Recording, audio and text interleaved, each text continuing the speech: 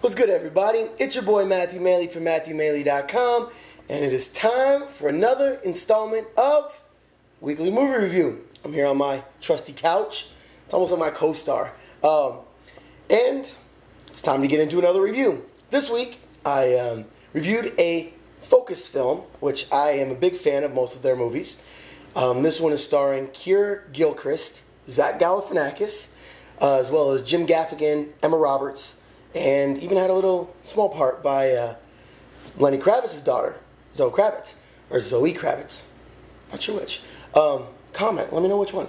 Anyway, this movie follows the story of Keir Gilchrist's character, who plays a high school teenager who is really going through kind of the general issues that a high schooler goes through, be it girl issues and college entrance exam issues, and the stuff that all of us went through in high school going into college.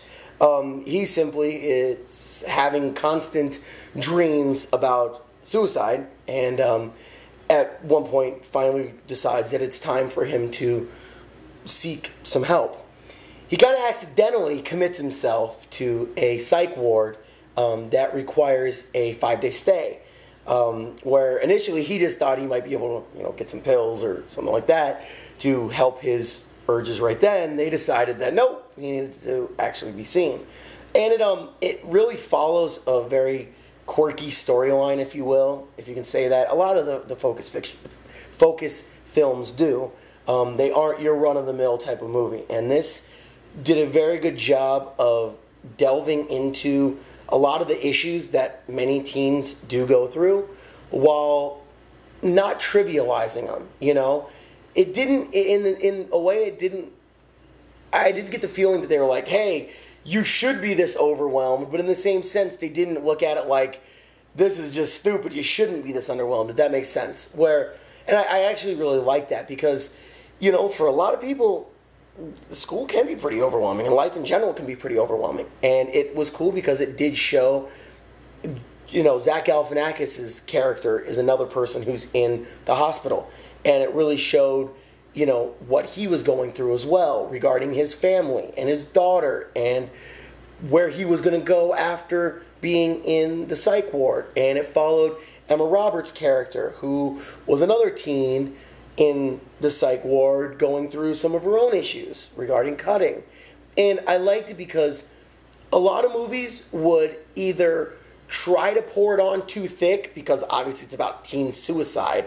So some, would go over the top and, we're going to lather this on really thick. And then others would try to make it too, much of a comedy, too funny, and undercut the fact that really is a true issue, that there really is a lot of, there really are, or it really is a big issue, but there really are a lot of people, a lot of teenagers and adults who do need help getting through things, and sometimes life does just stack up against them too much. So I liked how they balanced it out. There was a good amount of comedy in it, but there was still a good amount of serious, actual,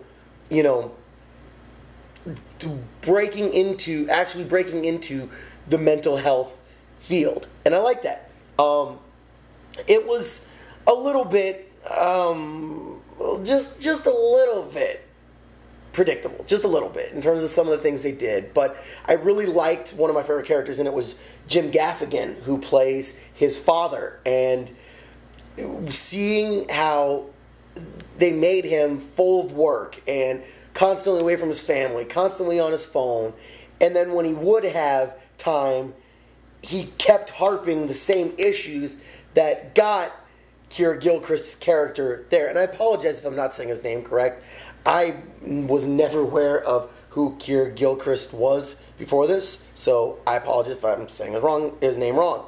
But I really did like how they did that, how they constantly went back to the same topic that, this guy could not break away from it and could not realize what he was doing to his son and his family as a whole.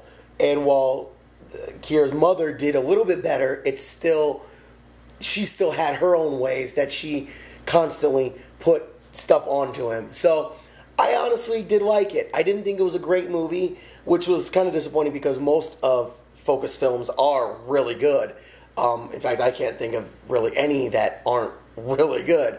But I would still give it a good 3.5 stars, so it's worth watching. Zach Galifianakis really played a very similar character. Sadly, he's kind of typecast himself to where he doesn't have a whole lot of range. He's always going to be the funny guy. He's always going to be the, kind of plump, whatever guy. But this is the first time I've seen him give anything more than, the same guy he always was in, every single movie before, from Hangover, Due Date. God, what was the movie with? With Ashton Kutcher, the Cameron Diaz one, the What Happens in Vegas or whatever. Which the only reason I even saw that because it was on FX. That's my explanation. I'm sticking to it. But he actually did show a little bit more depth, because he does have the reason he's there. I won't give a lot of it away, but he's got a dynamic with his wife and with his daughter, and in addition to that, he's already got his own little, quirks and his own things that, each one of the characters in the movie had. Each one of the characters in the mental ward had. So I did think that it added more, than his usual character, but it wasn't. I would have liked to have seen more. I believe he's a good enough actor that I think he could have. And I was a little disappointed that he didn't go deeper and just really throw himself into it. But it almost seemed like every time he was about to, he was like, oh, no, I'm just going to make a little joke, I'm obviously that wasn't him. I'm sure that was the screenwriters. They didn't know how much they could go away from his normal character and still have people say, hey, that's Zach Galifianakis, I like him, because a lot of people just seeing his name expect, oh, he's going to make, hangover jokes. Whereas I think it could have gone a lot deeper and could have been a comedic way of going into a very serious subject. And I definitely think that they had a topic that they could have just dove into, but instead they're like, no, we're just going to tiptoe in through the shallow end. So at the end of the day, I still liked it. I still thought it was a good movie. Like I said, 3.5 stars out of 5. So it is one that I would recommend. Definitely go Redbox it, Blockbuster it, whatever. Let me know what you think. I don't believe it's out on Netflix yet. I mean, you can get the DVD, but it's not streaming live. So let me know what you guys think. If you guys loved it or hated the movie, either way. And if you want to tell me how I'm supposed to pronounce Keir Gilchrist's name, that'd be cool too. But thanks again for checking out my reviews. I really appreciate it. I know, thanks to GoDaddy, things have been a little up in the air lately. I haven't been able to put together as many, videos as I like, reviews as I'd like. I haven't been up on, Facebook as much. It's been a tough run. Had some computer issues. Had a ton of GoDaddy issues. So thanks for sticking with me, everybody. I really appreciate it. We're about to start ramping up, so you're going to be seeing a lot more videos coming forward. World Series of Poker is a couple months away. A couple movies coming out that I'm going to do a big review about. Just lots of stuff. So stick with me. I appreciate it. And thank you again for checking out my videos. Once again, you can follow me on Twitter at Matthew Maley. You can be up on Facebook at search for Matthew Maley Poker. You can check me out. Hopefully you're on MatthewMaley.com.